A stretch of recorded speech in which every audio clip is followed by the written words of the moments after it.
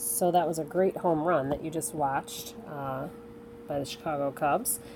And when we're studying impulse and momentum, and you look at something like that, I want you to think about, what changes the velocity of the ball. The ball was flying in toward the bat. It hit the bat. The bat actually compresses the ball momentarily, which you're going to see, and then the ball goes the other way. So what caused a change in the velocity of the ball? Hopefully you said the word force, that the batter had to apply a force to the ball using the bat. And when the batter does that and the ball compresses onto the bat and then flies away, it creates what we call an impulse. And an impulse is a force that's applied over a time period. So to actually calculate impulse, you would take the force that is applied to any object, and you would have to know the amount of time that that force was applied. That will tell you how much impulse was applied at that time.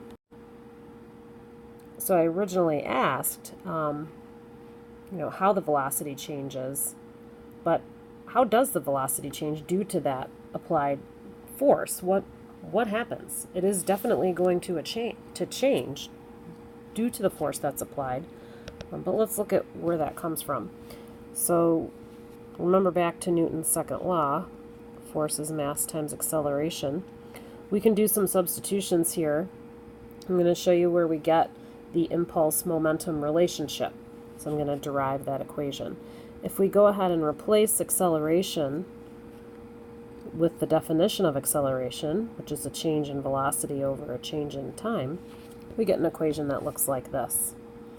And since we were just talking about applying forces over a time period, we're going to go ahead and put force and time on the same side of the equation. So I'm going to say force times a change in time is equal to mass times a change in velocity.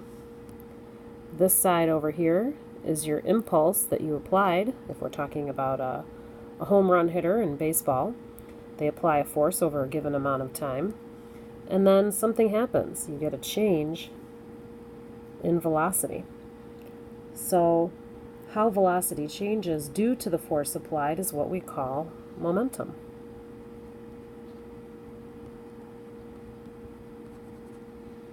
And momentum is mass times a change in velocity. We note it with a P because we have run out of letters. We use M for so many other things that momentum we label with a lowercase p. So that is your equation for momentum. P is equal to M times V. Let's say we're talking about an object like hitting a baseball with a baseball bat. What if you were to increase the force?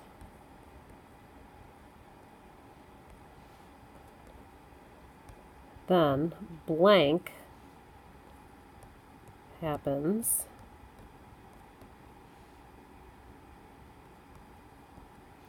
to the change in velocity.